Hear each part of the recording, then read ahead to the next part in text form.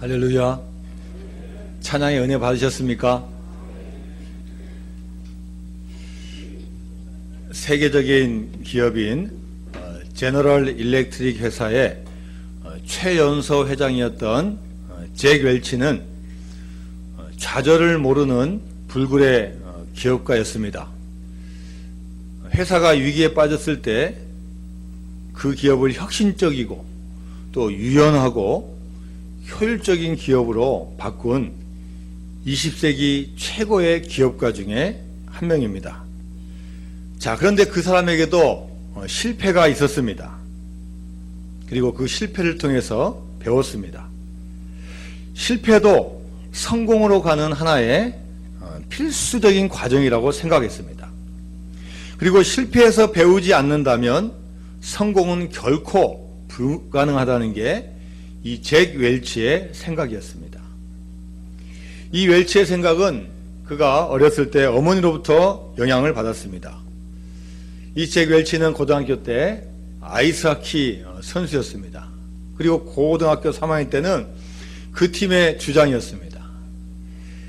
주장을 맡고 나서 성적이 좋지 않습니다. 1패를 당하고 2패를 당하고 3연패 당하고 4연패 당하고 6연패까지 당했습니다. 이번에는 좀 약한 팀을 만나가지고 이번엔 꼭 승리할 수 있을 거라고 생각했는데 앞서가다가 동점을 허용했습니다. 2대2입니다. 그런데 또 마지막 피리어드에서 역전골을 허용해서 역전패를 당했습니다. 이때 이 웰치는 너무나 화가 나고 너무나 낙심돼서 이 아이스하키 스틱을 땅이 아니죠. 어디다 해야 됩니까? 링크에다가 그냥 탁 내가 던져버리고 라커룸으로 그냥 갔어요. 의기소침하고 너무나 화가 나고 또 너무나 분해서 옷을 갈아입고 있을 때 어떤 중년 여성이 갑자기 이 라커룸을 팍 들고 들어와서 이 웰치의 멱살을 잡고 소리치는 거예요. 이 바보 같은 녀석아, 패배를 어떻게 받아들여야 될지 너 그거 모른다면 결코 멋지게 승리하는 법을 알 수 없을 거다. 이 사실을 깨닫지 못한다면 넌 더 이상 경기를 할 자격이 없어. 여러분, 이렇게 갑자기 쳐들어와서 멱살 잡고 소리칠 수 있는 사람이 누구겠습니까? 이 웰치의 어머니입니다. 어머니는 실패에 매달려 화를 내고 있던 아들에게 그것을 딛고 일어서는 자세를 알려주고자 했습니다. 이 이후에도 이 어머니는 이 아들이 실패하고 어려울 때마다 늘 충고해 줬습니다. 어떤 상황이든 정면으로 맞서라. 자신을 속이지 말라. 실패를 두려워하지 말라. 이런 말을 늘 자주 했다고 합니다. 이 잭 웰치는 이런 이야기를 늘 듣고 자라서 나중에 자서전에서 고백했습니다. 그 어머니의 말들이 제가 평생을 살아가는데 든든한 나침반이 되었습니다. 라고 고백했습니다. 여러분, 속담 중에 실패는 성공의 어머니라는 말이 있습니다. 세상에 살면서 실패를 한 번도 안 하는 분은 없습니다. 그러니까 실수와 실패를 통해서 배우라는 말입니다. 에디슨은 전구를 발명하기 위해서 1000번이 넘는 실험에 실패했습니다. 실험하고 또 실험하고 실험하다가 뭐가 폭파되고 불이 나고 다치기도 하고 1000번 이상의 실패 끝에 드디어 성공을 이뤄냈습니다. 여러분, 우리는 누구에게나 실패는 옵니다. 그러나 계속해서 우리는 실패할 수 없습니다. 실패를 통해서 우리가 배울 수 있다면 그분은 실패자가 아니라 실패를 딛고 일어선 성공자가 될 줄로 믿습니다. 베들레헴 땅을 떠나서 모압 땅에 온 이 엘리멜렉과 그 가족들은 인생으로 말하면 실패한 인생입니다. 흉년이 들고 힘들고 어렵다고 해서 좋은 땅을 찾아왔는데 오히려 그곳 땅에서 더 처절한 실패를 맛보았습니다. 남편도 죽고 두 아들 말론과 기론도 죽었습니다. 남아있는 사람은 과부 셋만 남았습니다. 흉년을 피해서 모압 땅에 왔는데 오히려 모압 땅에서 어마어마한 인생의 흉년을 만나게 되었습니다. 내 뜻대로, 내 힘대로, 나의 판단대로 살아보려고 했는데 더 큰 흉년을 맛보고야 말았습니다. 여러분, 우리도 인생 가운데 흉년을 만날 때가 있습니다. 이 흉년이 올 때 여러분, 우리는 어떻게 해야 되겠습니까? 자, 오늘 우리 6절 말씀을 같이 읽어보겠습니다. 자, 6절 시작. 그 여인이 모압 지방에서 여호와께서 자기 백성을 돌보시사 그들에게 양식을 주셨다함을 듣고 이에 두 며느리와 함께 일어나 모압 지방에서 돌아오려 하여. 그 여인이 누굽니까? 이 나옴이라는 여인이 들었어요. 뭘 들었습니까? 자기가 떠나온 그 베들레헴 에브렛 땅이 예전과는 다르게 변했다는 거예요. 우리가 떠나올 때는 흉년이었는데 그 땅이 하나님께서 자기 백성을 돌보시사 그들에게 양식을 주셨다는 소식을 들은 겁니다. 이제는 흉년이 지나가고 그 땅에 다시 풍년이 왔다는 거예요. 베들레헴 뜻이 뭐라 했습니까? 베들레헴 떡집. 에브라시 뭐라 했습니까? 풍부하다, 풍성하다. 이름 그대로 드디어 이 베들레헴 땅에 풍성함이 찾아온 겁니다. 나오미 자신은 모압 땅에서 실패했지만 그는 실패 가운데서도 들어야 하는 음성을 듣는 은혜를 입었습니다. 나는 비록 실패해서 어려운 상황 가운데 있지만 내가 왜 실패했는지, 내가 왜 인생에 흉년이 들었는지, 내가 왜 망했는지를 그 원인을 알 수 있게 되는 소식을 들었습니다. 여러분, 우리도 가운데 실패가 닥쳐옵니다. 그럴 때 여러분, 우리가 어떻게 해야 되겠습니까? 하나님께서 말씀하시는 음성을 우리가 들어야 될 줄로 믿습니다. 여러분, 나오미는 어떤 하나님의 음성을 들었습니까? 자, 오늘 본문 13절 말씀 같이 읽습니다. 13절 시작. 너희가 어찌 그들이 자라기를 기다리겠으며 어찌 남편 없이 지내겠다고 결심하겠느냐? 내 딸들아, 그렇지 아니하니라. 여호와의 손이 나를 치셨으므로 나는 너희로 말미암아 더욱 마음이 아프도다 하매. 여러분, 나오미는 어떤 음성을 들었어요?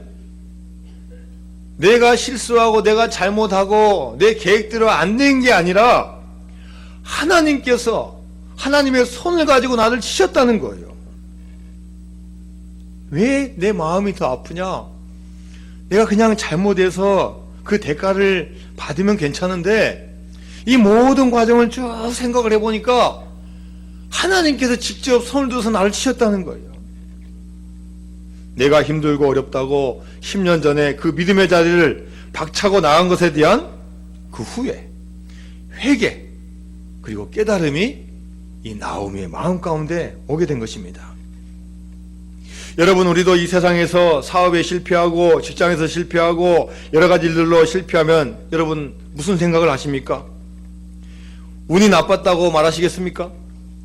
나는 재수가 없다고 말하시겠습니까? 아니면 나는 선구자이기 때문에 너무 먼저 시작해서 안 됐다고 말씀하시겠습니까? 나의 동업자가 잘못했습니까? 옆 사람이 잘못했습니까? 직원이 잘못했습니까? 사장 때문입니까? 아니면 나라 때문입니까?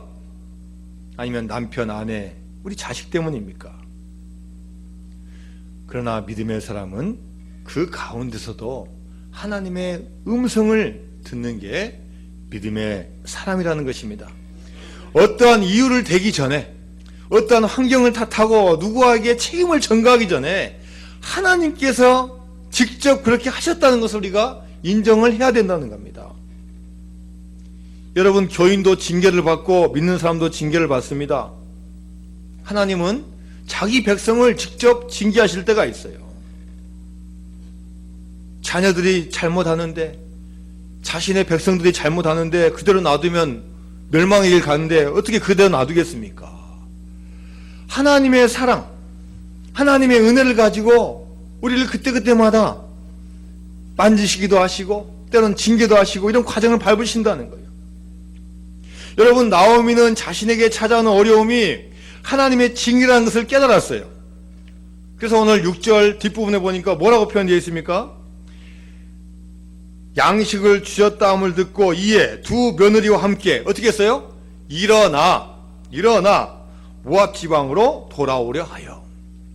나오미는 자기가 깨달은 거예요. 야, 이게 나의 잘못이구나. 내가 열심히 노력하고 때로는 잠 못 자고 일하고 때로는 싸우기도 하고 또 화해도 하고 열심히 일했지만 그러나 이 모든 것이 하나님을 떠난 나의 잘못이구나를 깨달은 거예요. 그래서 내가 회복할 수 있는 길은 뭐냐? 함께 일어나서 모압 지방에서 돌아가는 게, 다시 베들레헴으로 돌아가는 게 하나님의 뜻이라는 것을 깨달았다는 겁니다. 할렐루야. 여러분, 실패할 때 우리는 어떻게 해야 됩니까? 그 자리에서, 실패의 자리에서 깨닫고 일어나야 될 줄로 믿습니다. 계속 그 습관, 그 상태로 머물지 말고 깨달았으면 일어나라는 거예요. 일어나서 하나님이 나에게 주신 그 믿음의 자리로 돌아가라는 것입니다. 양식을 추구하고 우리가 은혜를 추구하는데 헛된 양식, 가짜 은혜가 아니라 진짜 양식이 있고 은혜가 풍성한 믿음의 자리 베들레헴으로 돌아가라는 것입니다. 여러분, 나오미는 왜 고국으로 베들레헴으로 귀환하려고 했습니까? 모압 땅은 아무리 풍년이 오고 아무리 보기 좋고 아무리 듣는 것 좋아도 하나님이 원하는 땅이 아니라는 겁니다. 아무리 일시적으로 그것이 풍성하다고 해도 그 축복을 계속 누릴 수 없는 것이 그 모압 땅이라는 겁니다. 여러분, 우리가 가지고 있는 잘못된 것을 버려야 됩니다. 그곳에 돌이킬 때 하나님께서 다시 축복이 시작되는 것이고 하나님의 역사가 시작되는 줄로 믿습니다. 이사야서 55장 7절 말씀입니다. 악인은 그의 길을, 불의한 자는 그의 생각을 버리고 여호와께로 돌아오라. 그리하면 그가 긍휼히 여기시리라. 우리 하나님께로 돌아오라. 그가 너그럽게 용서하시리라. 여러분, 돌아와야 된다는 거예요. 그 자리에서 좀 더 노력하고 좀 더 스타일 바꾸고 조금 방법을 바꾼다고 그게 행복한 땅으로 변하지 않는다는 겁니다. 내가 잘못했다는 것을 깨달으면 반드시 그 자리에서 일어서라는 겁니다. 여러분, 우리 신자들이 돌아갈 곳은 어디입니까? 우리 교인은 은혜가 있는 곳, 하나님이 계신 곳, 하나님을 처음 만나서 가슴 떨렸던 곳, 하나님과 약속했던 곳, 나에게 말씀하신 곳, 내가 머물러야 될 그 믿음의 자리로 돌아와야 될 줄로 믿습니다. 여러분, 돌아와야만이 그때 회복이 일어납니다. 여러분, 고난이 온다고 무조건 피하면 안 됩니다. 고난조차도 하나님께서 허락하시는 고난이라면 우리가 받아들여야 됩니다. 하나님의 백성은 절대 고난으로 끝나지 않습니다. 고난을 견디고 나면 하나님의 축복의 때가 반드시 오기 때문입니다. 하나님은 하나님의 백성들을 직접 다스리십니다. 그렇기 때문에 여러분, 우리는 문제가 생기면요, 승부를 걸어야 돼요. 어려움이 오면 하나님께 물어봐야 됩니다. 하나님, 제가 어떻게 해야 됩니까? 하나님, 말씀해 주십시오. 제가 가야 됩니까? 제가 머물러야 됩니까? 하나님, 제가 어떻게 해야 됩니까? 라고 주님 앞에 나와서 매달려야 된다는 겁니다. 주님 말씀하시면 내가 나아가리라. 주님 뜻이 아니면 내가 멈춰서리다. 나의 가고 서는 것 주님 뜻에 있으니 오 주님 나를 이끄소서. 할렐루야. 주님께서 가라고 하면 가고 멈추라면 멈춰야 되는 게 우리 교인의 의무라는 거예요. 오늘 본문에는 한 가정이 우리 앞에 서 있습니다. 4명이서 나갔다가 가족은 혼자만 남아있고 결혼해서 들어온 두 며느리 포함해서 과부 셋만 남았습니다. 세상으로 말하면 다 부서진 가정입니다.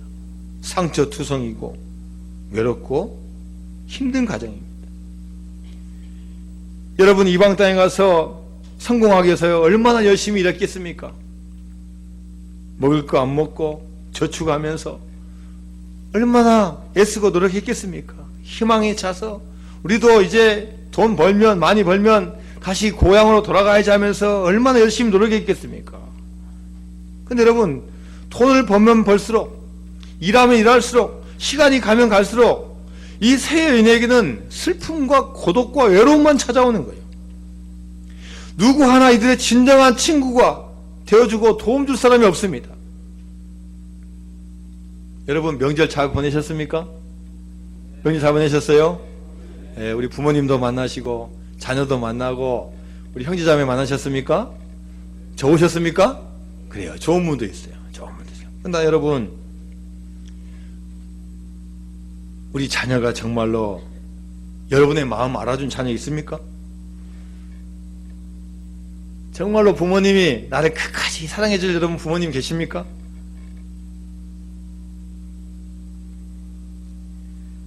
문제 없을 때는 그냥 물 따라 구름 따라 되는 대로 살아가도 괜찮습니다. 근데 여러분 어려움에 한번 와보십시오. 얼마나 힘들고 어려운지 몰라요. 낭패와 실망 당한 뒤에 예수께로 나갑니다. 십자가 은혜 받으려고 주께로 갑니다. 슬프던 마음 위로받고 이생의 풍파 잔잔하며 영광의 찬송 부르려고 주께로 갑니다. 낭패와 실망 당한 뒤에 예수께로 나갑니다. 여러분 세상을 믿고 얼마나 열심히 살아보고 최선을 다했는데요. 돌이켜보니까 아무리 10년 동안 노력해도 남은 게 없는 거예요. 이제 하나님의 뜻을 깨닫습니다. 그래서 이 나오미가 두 며느리와 함께 이제 베들레헴으로 돌아가려고 길을 가는 거예요. 야 가자. 베들레헴으로 가자. 믿음의 자리로 가자. 그런데 가다 보니까 이 나오미의 마음에 갈등이 생기는 거예요. 나는 내 고향 갑니다. 나는 내 고국으로 돌아가는데 이 며느리들은 베들레헴이 고국 땅이 아니에요. 지금 있는 모압 땅이 자기 고향이고 고국이에요. 야 나는 가서 은혜 받을 수 있고 나는 축복받을 수 있고 나는 잘 될 수 있고 나는 회복될 수 있는데 인간적으로 보니까 이 며느리들은 너무나 안 된 거예요. 오히려 내가 너무 강요한 거 아닌가? 오히려 이 며느리들 생각하는 마음에 그들에게 공고합니다. 자 8절 말씀 같이 읽어볼까요? 자 8절 시작.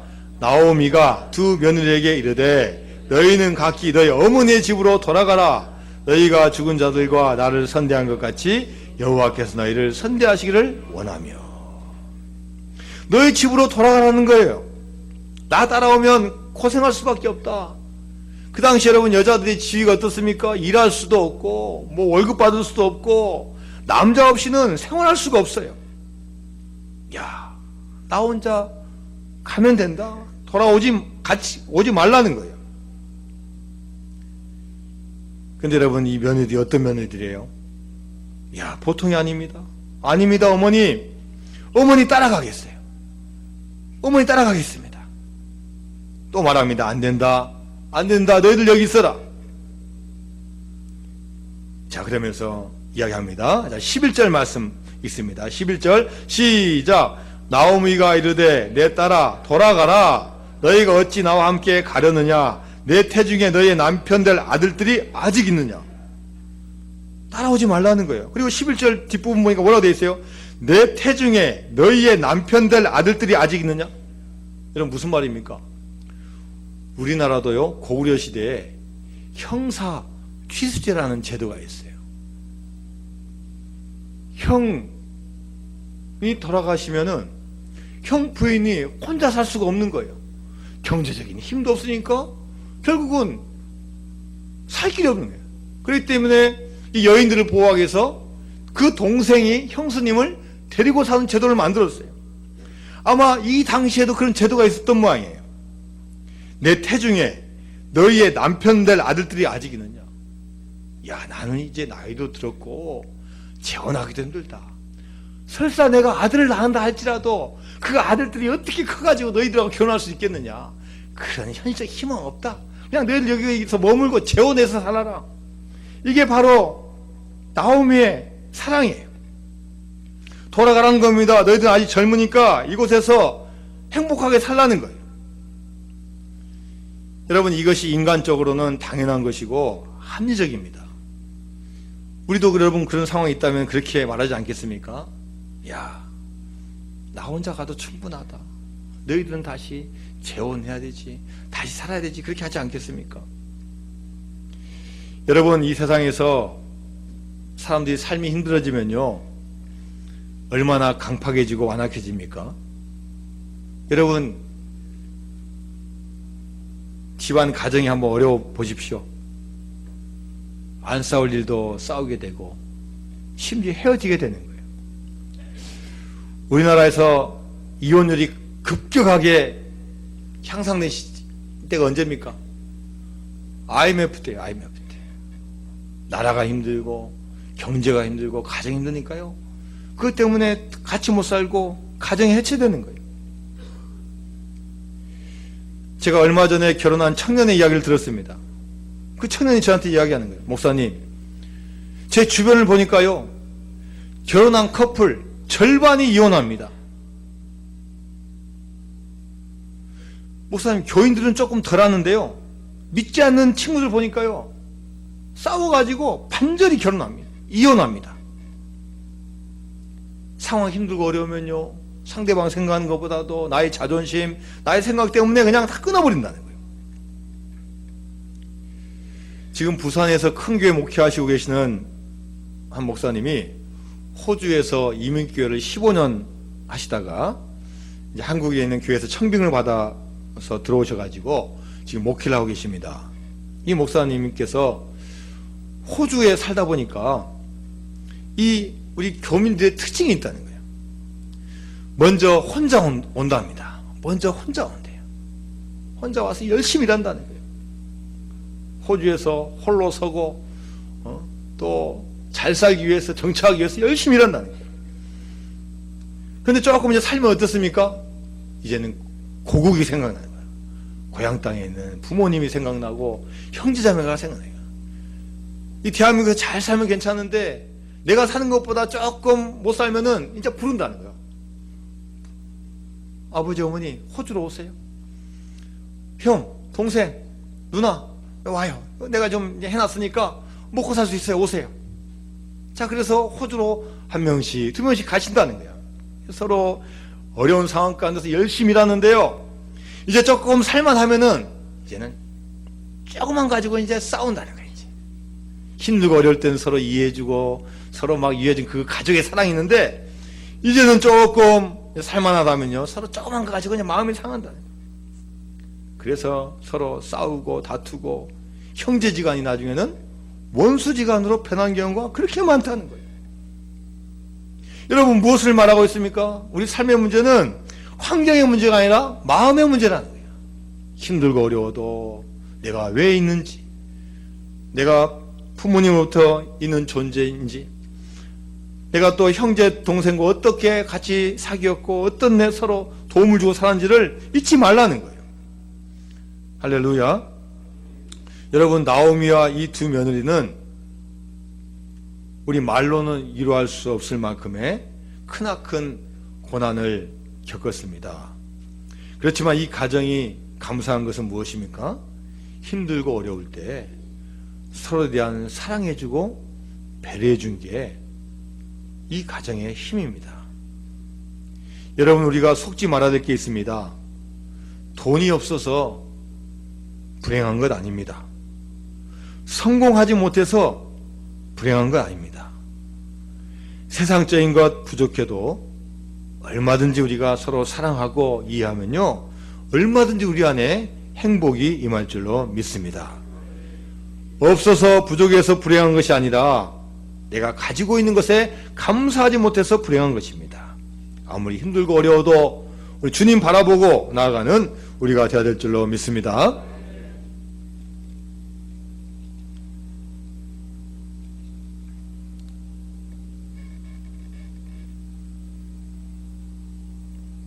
나오미가 두 며느리에게 너희들은 이 땅에 남아있으라 라고 권면했을 때 두 며느리의 선택이 달라집니다. 자, 오늘 본문 마지막 있는 14절 말씀 우리 같이 읽어볼까요? 자, 14절 시작. 그들이 소리를 높여 다시 울더니 오르바는 그의 시어머니에게 입맞추되 룻은 그를 부쫓았더라. 아멘. 자, 여러분, 오르바가 먼저 나온 거 보니까 오르바는 큰 며느리고 룻이 둘째 며느리예요. 자, 여러분, 큰 며느리, 첫째 며느리 오르바는 어떻게 했어요? 가라 하니까 어떻게 했습니까? 그의 시어머니에게 어떻게 했다고요? 입을 맞추되. 왜 입 맞췄습니까? 이제 헤어지는 인사하는 거예요. 어머니, 그동안 너무나 감사했습니다. 고마웠습니다. 그러나 어쩔 수 없이 저는 고향에 있어야 됩니다 하고 입을 맞추고 헤어진 거예요. 그런데 여러분, 룻은 어떻게 했다고요? 자, 맨 마지막 단 한번 읽어볼까요? 그를 시작 부쫓았더라. 이게 어렵습니다. 저는 성경에서 이 단어 처음 봤어요. 저는 한글에는 없는 것 같아요. 뭐 쫓았다든지 뭐 달라붙었다든지 하는데 어떻게 됐어요? 부쫓았더라. 얼마나 시어머니에게 매달렸으면 여러분, 부쫓았더라.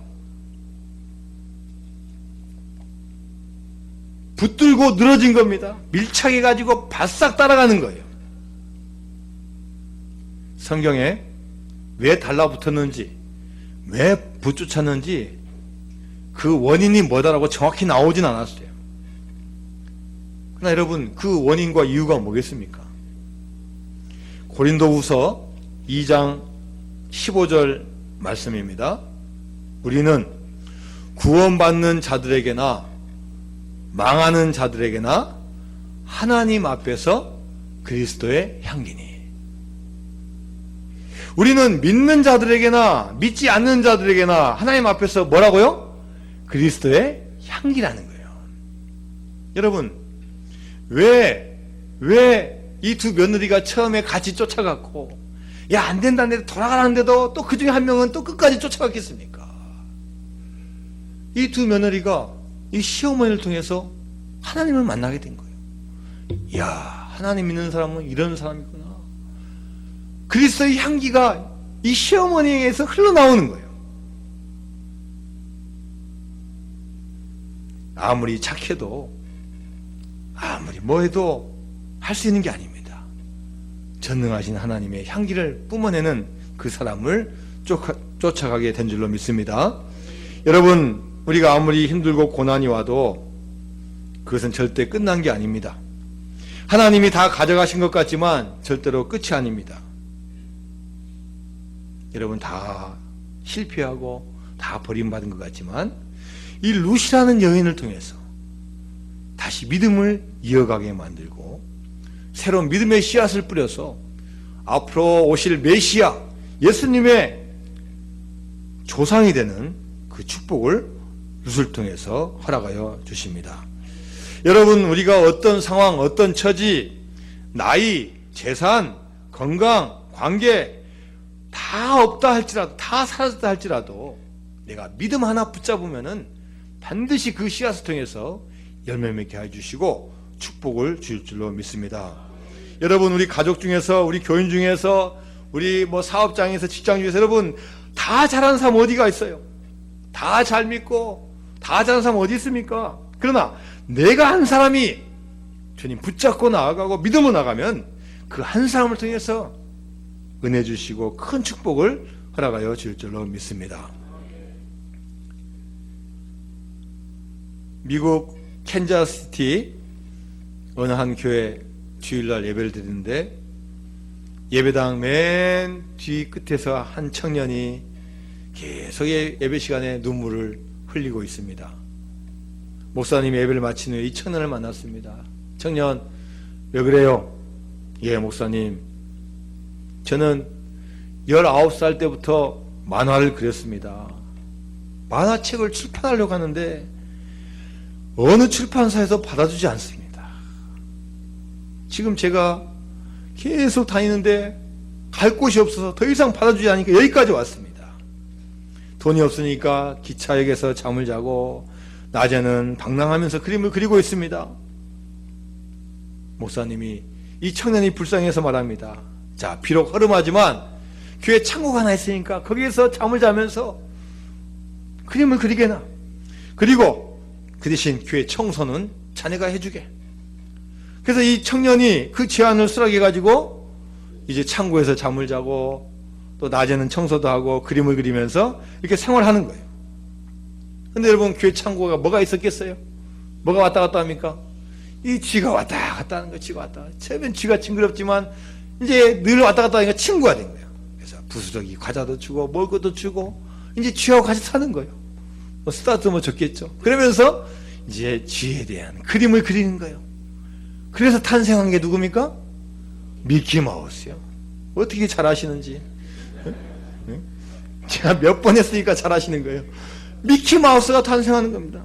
여러분, 그 고난과 어려움 없다면 여러분 쥐하고 친해졌겠습니까? 쥐를 그랬겠습니까? 낙심과 절망과 어려움조차도 하나님께서는 그것을 우리의 새로운 시작의 자리로 삼아주시고 반드시 축복을 줄 줄로 믿습니다. 여러분, 지금 이 자리에서 선택하셔야 됩니다. 지금 이 믿음의 현장에서 일어서셔야 됩니다. 우리가 혹시 실패 당했습니까? 실패가 끝이 아닙니다. 실패는 새로운 시작의 기회가 된 줄로 믿습니다. 여러분, 위기를 당하십니까? 위기는 다른 말로 하면은 위험한 기회입니다. 위험하지만 기회가 있다는 거예요. 오히려 이 기회를 잘 살리면은 더 큰 성공과 더 큰 축복이 여러분 가운데 임할 줄로 믿습니다.